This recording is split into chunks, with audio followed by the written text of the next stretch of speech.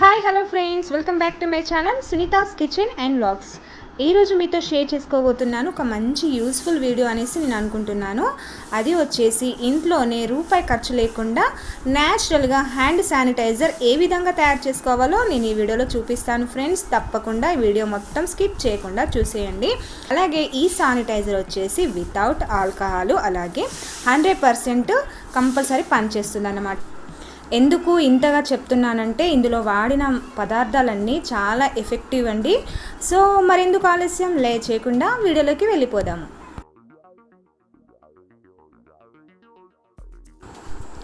Okay, first వచ్చేసి stove on చేసి ఒక బౌల్ పెట్టుకోవాలి. మనం ఇందులో వాటర్ హీట్ చేసుకోవాలి. ఈ శానిటైజర్ వచ్చేసి మనం ఎప్పుడంటే అప్పుడు ఈజీగా తయారు చేసుకోవచ్చు ఇంట్లోనే. సో మనకు ఒక 1 వీక్కి సరిపడా చేసుకుంటే సరిపోతుందండి. ఇప్పుడు ఈ వాటర్లో ఒక 5 వరకు లవంగాలు, అలాగే ఒక 10-15 మిరియాలు వేసుకోవాలి. ఈ లవంగాలు మిరియాలు అనేది చాలా ఘాటుగా ఉంటాయి. అలాగే తులసి ఆకులండి, చాలా శుభ్రంగా కడిగి వేసుకోవాలి. ఇవి కూడా ఒక 10-15 వరకు వేసుకోవాలి. ఒక గుప్పెడు వేసుకోవాలి.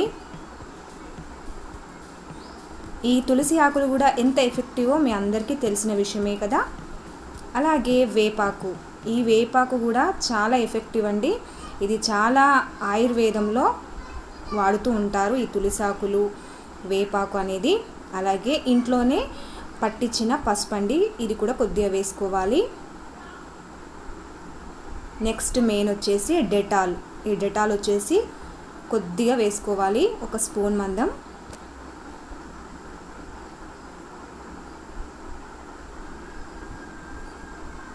చూసారు కదా ఈ పదార్థాలన్నీ మనకు ఎంత ఎఫెక్టివ్గా పనిచేస్తాయో. ఇప్పుడు ఈ వాటర్ని మరిగించుకోవాలి. మనకు షాప్లో తీసుకున్న శానిటైజర్ ఏ విధంగా పనిచేస్తుందో మనకైతే తెలియదు. బట్ ఈ విధంగా మనం ఇంట్లోనే తయారు చేసుకున్న శానిటైజర్ కంపల్సరీ పనిచేస్తుంది అనేసి మనకైతే అర్థమవుతుంది కదా. అండ్ ఇవన్నీ ఇలా డైరెక్ట్గా వేసుకోవచ్చు, లేదంటే పేస్ట్ లాగా చేసైనా వేసుకోవచ్చు. మిరియాలు పౌడర్ చేసుకోవచ్చు. ఏ విధంగా అయినా మనకు ఒకే రిజల్ట్ వస్తుందండి. అలాగే ఇది మరిగేటప్పుడు మనకు ఒక రకమైన స్మెల్ వస్తుంది, చేదు స్మెల్ అనేది వస్తుంది. ఎందుకంటే ఇందులో వేపాకు వేసాం కదా, ఆ స్మెల్ రావడం వల్ల మనం భయపడవలసిన అవసరం ఏమీ లేదు. సో మనకు అది ఆ స్మెల్ నచ్చలేదనుకుంటే నేను లాస్ట్లో ఒకటి చెప్తాను, అది కలిపేసుకోండి, మనకు ఆ స్మెల్ రాకుండా ఉంటుంది.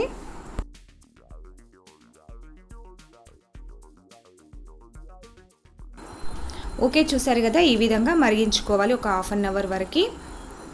ఇప్పుడు స్టవ్ ఆఫ్ చేసేసుకోవాలి. ఇది కొద్దిగా చల్లారిన తర్వాత ఫిల్టర్ చేసుకోవాలి.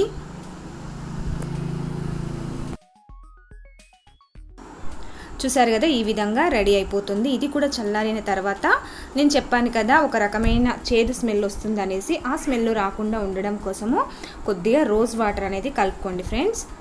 అంతే అండి, చాలా ఈజీగా సింపుల్గా ఇంట్లోనే రూపాయి ఖర్చు లేకుండా ఈ విధంగా శానిటైజర్ రెడీ అయిపోతుంది. దీన్ని ఒక స్ప్రే బాటిల్స్లో కానీ ఇంకా వేరే బాటిల్స్లో స్టోర్ చేసుకొని మనం ఎప్పుడంటే అప్పుడు యూజ్ చేసేసుకోవచ్చు.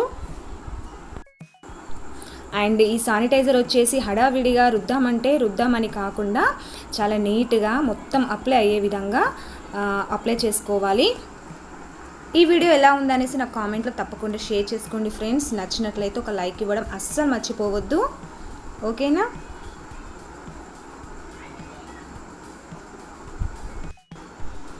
ఓకే ఫ్రెండ్స్, ఇప్పుడు చెప్పండి, ఈ శానిటైజర్ మనం యూజ్ చేయడం వల్ల ఈ వైరసే కాదండి, వాళ్ళ అమ్మమ్మ వైరస్ వచ్చినా మనల్ని ఏం చేయలేదు కదా. ఏమంటారు, నిజమేనా నేను చెప్పింది? ఓకే ఫ్రెండ్స్, ఈ వీడియో మీరు ఒక్కరే చూడడం కాకుండా మీ ఫ్రెండ్స్కి, రిలేటివ్స్కి అందరికీ షేర్ చేసుకోండి, ఓకేనా. మీ వాల్యుబుల్ కామెంట్ని నాకు ఫీడ్బ్యాక్ ఇవ్వండి. అండ్ నా ఛానల్ ఇంకా సబ్స్క్రైబ్ చేసుకోకపోతే సబ్స్క్రైబ్ చేసి పక్కన వచ్చే బెల్ ఐకాన్ని ట్యాప్ చేయడం అస్సలు మర్చిపోవద్దు. Thank you so much for watching. Bye friends.